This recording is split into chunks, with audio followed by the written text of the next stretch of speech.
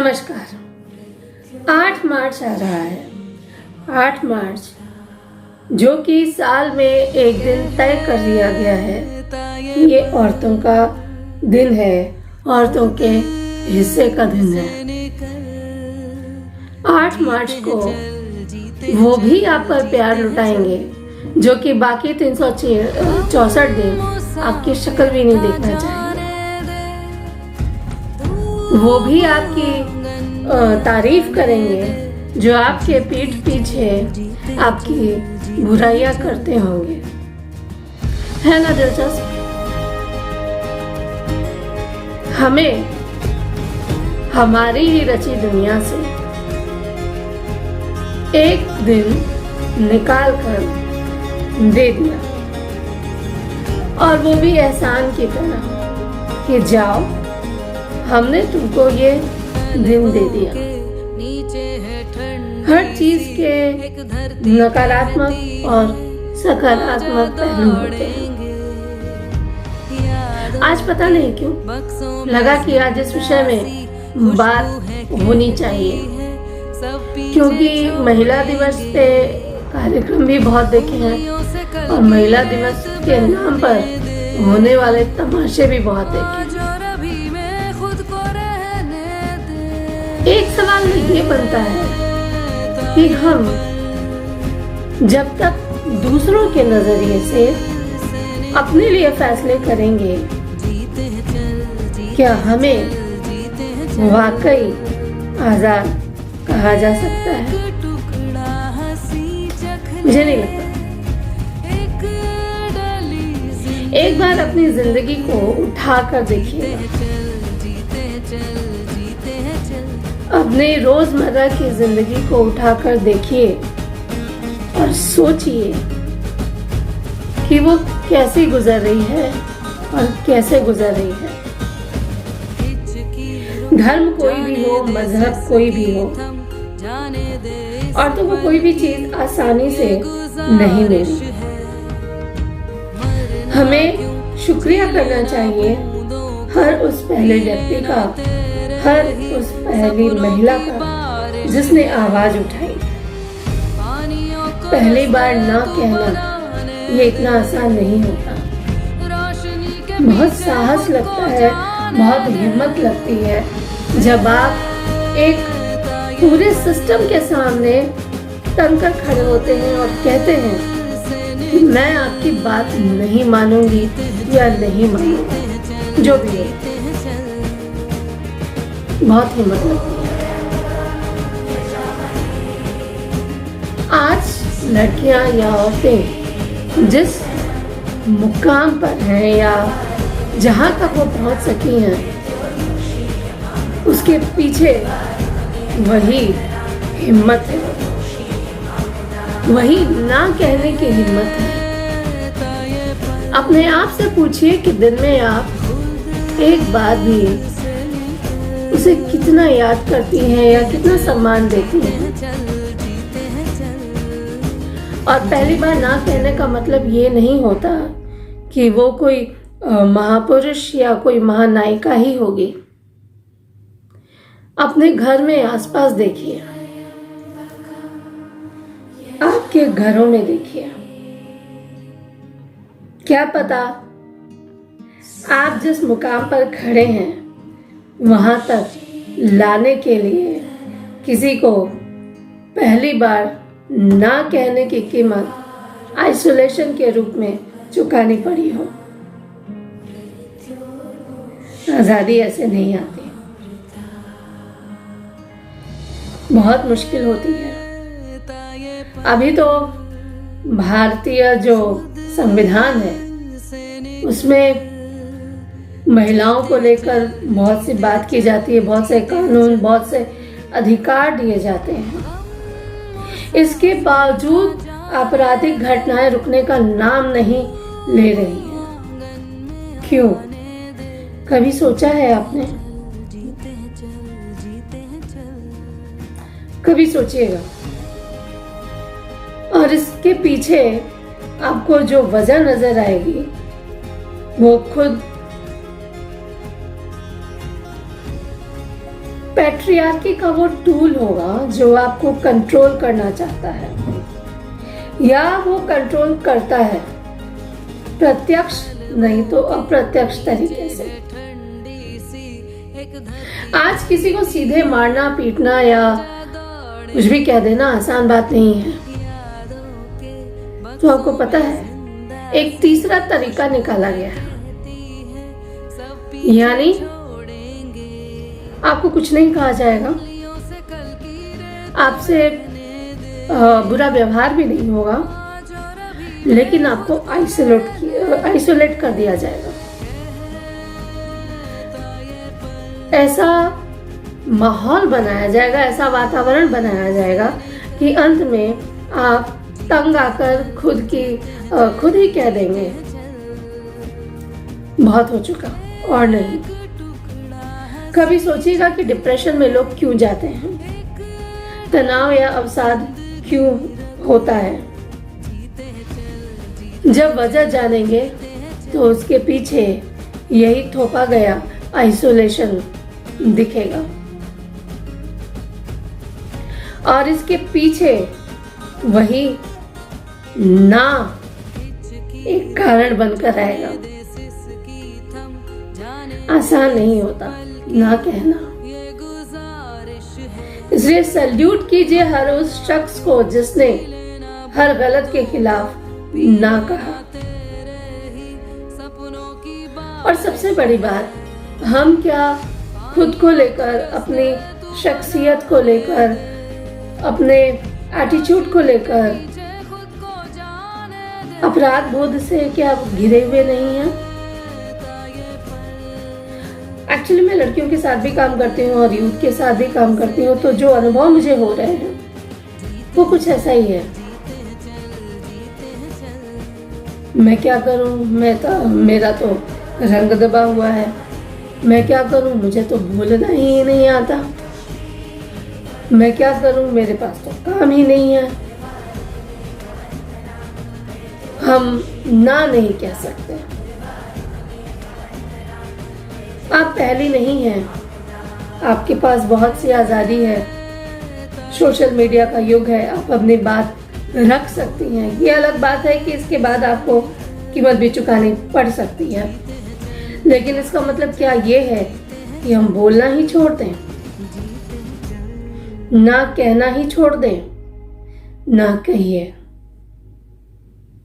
अगर आप समझती हैं कि आप जिंदा हैं तो ना कहिए। आप जो हैं, जैसे हैं, वैसे खुद को स्वीकारिए। हम लड़कियां या अधिकतर लड़कियां या औरतें जब भी अगर सजती संवरती भी हैं तो उसके पीछे भी वो खुद वजह नहीं होती, वो किसी के लिए सज रही होती है। पढ़ी लिखी लड़की जब खुद को ये कहती है कि वो मजे के लिए बनी है या मजा आएगा, इस तरह की चीजें जब करती है, तो आप सोचिए कि वो अंदर से कितनी ज्यादा असुरक्षित है। और सबसे खतरनाक वो औरतें हैं जो पैट्रियार्की का टूल बनी हुई हैं, जिनके जरिए हर ना कहने वाली लड़की या किसी को भी दबाया जा रहा है। हम क्या करते हैं? हम कभी रिश्तों के नाम पे, कभी संबंधों के नाम पे, तो कभी ये याद करके कि फलाने ने पाला था, पोसा था या ये किया था, उसकी हर गलती को नजरअंदाज करते हैं।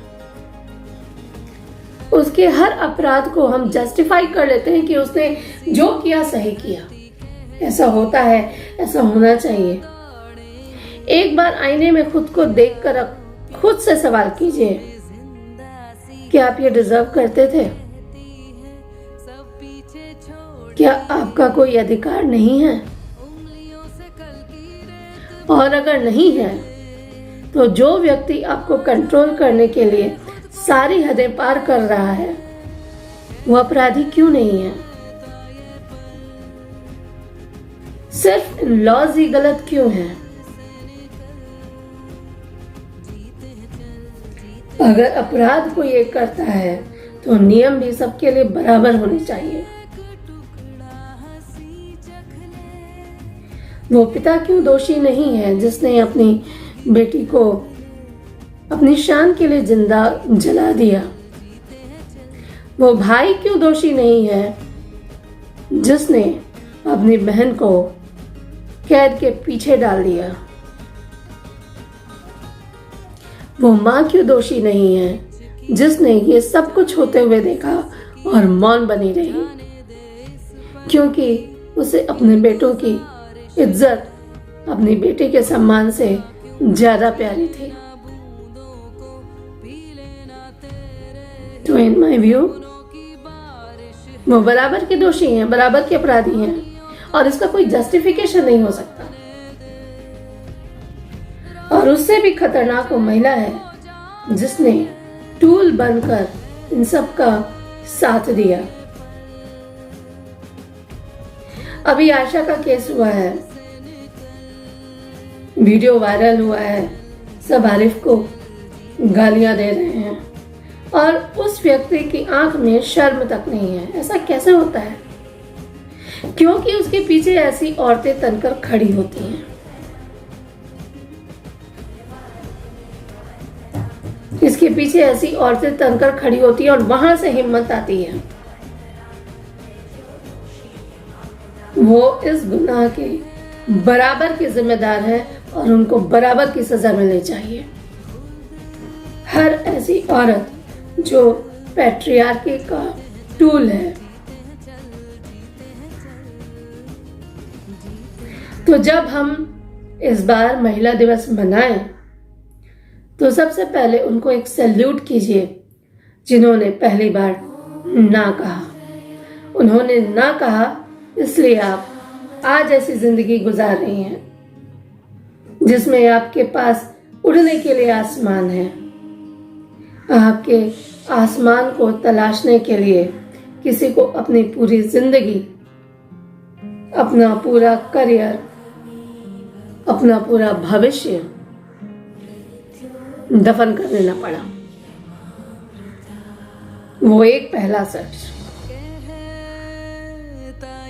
रिस्पेक्ट हिम और रिस्पेक्ट हर। जॉइंट फैमिली में भी ऐसा होता है कि सारी औरतें एक तरफ होती हैं और तब पिता खड़ा होता है कि नहीं, मेरी बेटी आगे जाएगी। Hats off. जो भी ऐसे पिता है, हैट्स ऑफ। जो भी ऐसी माएँ हैं जो अपने बच्चियों को आसमान दे रही हैं, हैट्स ऑफ। हर वो व्यक्ति जो साथ देने के लिए आया है, हैट्स ऑफ।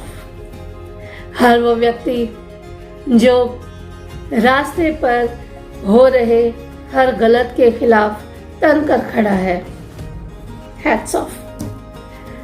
हर वो कंडक्टर जो लेडीज बादशाह या लेडीज को देखते ही बस रोक देता है, हैट्स ऑफ। हमारी लड़ाई किसी व्यक्ति के खिलाफ नहीं है। और क्या वाकई हमारी लड़ाई है? हम तो सिर्फ उस सोच के खिलाफ बात कर रहे हैं जिन्होंने इंसान को इंसान नहीं समझने दिया।